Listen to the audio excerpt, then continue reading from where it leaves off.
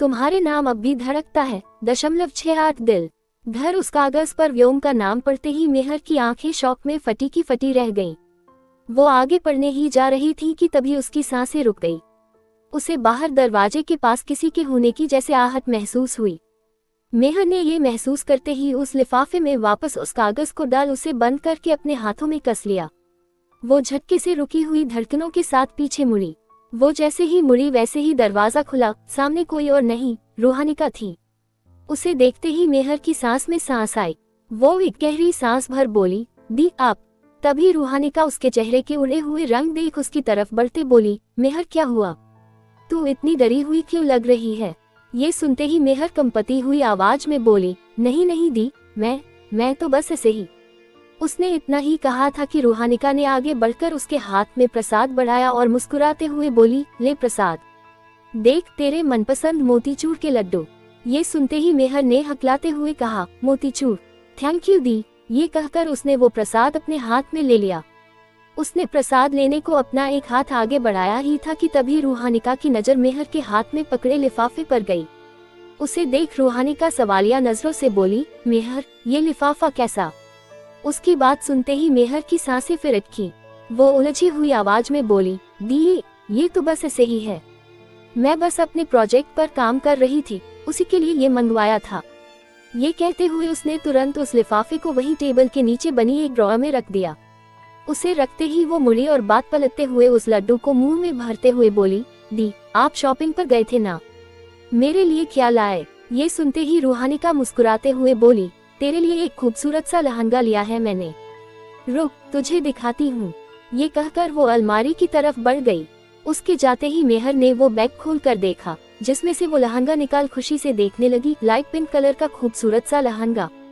मेहर खुश होते हुए बोली, वाओ दी, ये कितना खूबसूरत है, थैंक यू। ये सुनते ही रूहानिका भी मुस्कुरा दी। तभी मेहर बोली, वैसे आपने अपने लिए क्या लिया? ये सुनकर रूहानिका ने उसे दूसरा बैग पकड़ाते हुए कहा, तू खुद देख ले, मैं अभी आती हूँ। ये कहकर वो अलमारी की तरफ बढ़ गई। उसके जाते ही मेहर ने वो बैग खोला, जिसमें से एक खूबसूरत सी मैरून कलर की गाउन टाइप साड़ी थी। वो बहुत ही सुंदर थी। मेहर मुस्कुराकर रूहानिका की तरफ देख बोली, वाओ दी, ये भी बहुत सुंदर है, आप पर बहुत अच्छी लगेगी। वैसे ये चॉइस पक्का दादी की होगी। ये सुनकर रूहानिका आंखें छोटी कर बोली, ऐसा क्यों? ये मेरी पसंद क्यों नहीं हो सकती? मेहर मुस्कुरा कर बोली, वो इसलिए क्योंकि आप खुद कभी ऐसे कपड़े नहीं लेती, पक्का ये दादी ने ही आपके लिए पसंद किए होंगे। तभी मेहर फिर बैग्स और ड्रेसेस को बैग पर रखते हुए बोली, वैसे और क्या क्या किया आपने आज? ये सुनते ही रूहानिका ने कहा, बस हम शॉपिंग पर गए। ये सुनकर मेहर बोली, पर आप दोनों तो और भी जगह जाने वाले थे ना? तभी रूहानिका ने कहा, वो समय ही नहीं मिला, पूरा दिन वहीं फंसी रह गई। बस ये कहते कहते रूहानिका रुक गई। उसके जहन में एक बार फिर रियांश की कही बातों का ख्याल घूम गया। तभी मेहर नासमझी में बोली, फंसी रह गई मतलब? कहाँ फंसी रह गई आप? रूहानिका बात पलटते हुए बोली, वो बस बहुत भीड़ थी मॉल में, इसीलिए देर हो गई। उसने इतना ही कहा था कि तभी नीचे से खुशी जी की आवाज आई, मेहर, रूहानिका, नीचे आओ बेटा, दादी माँ बुला रही हैं। ये सुनते ही रूहानिका बोली, चल दादी माँ बुला रही हैं। मेहर ने सर हिलाया और दोनों नीचे चली गई, अपने पीछे वो खत और वो ड्रेस छोड़ते हुए।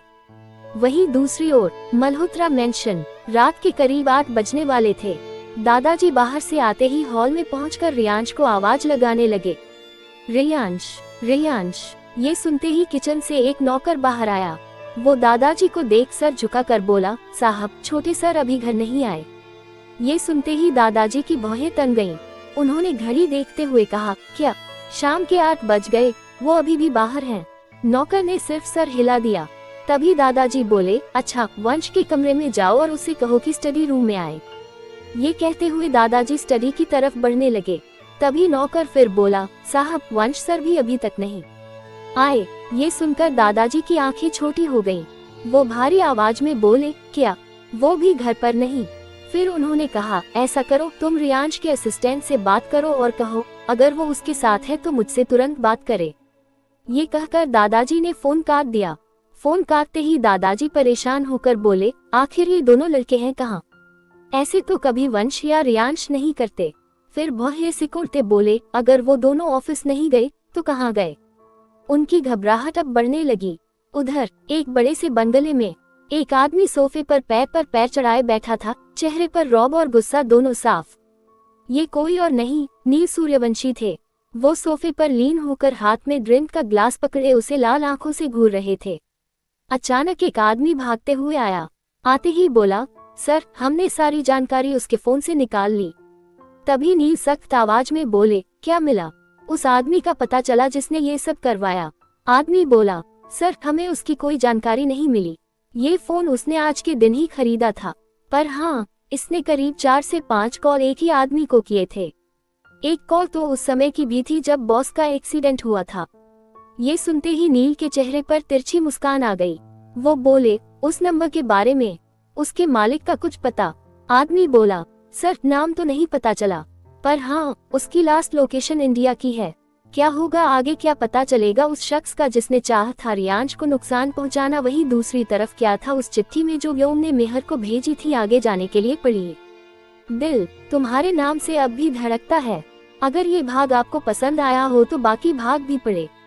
लेखिका शिवांगी चेरी ब्लॉसम। अगर आपको मेरी कहानियाँ पसंद आए तो please subscribe, follow, share and comment करें और अपना फीडबैक भी दें। दिल शुक्रिया। पढ़ने के लिए अगला भाग जल्द आएगा। पढ़ने के लिए शुक्रिया।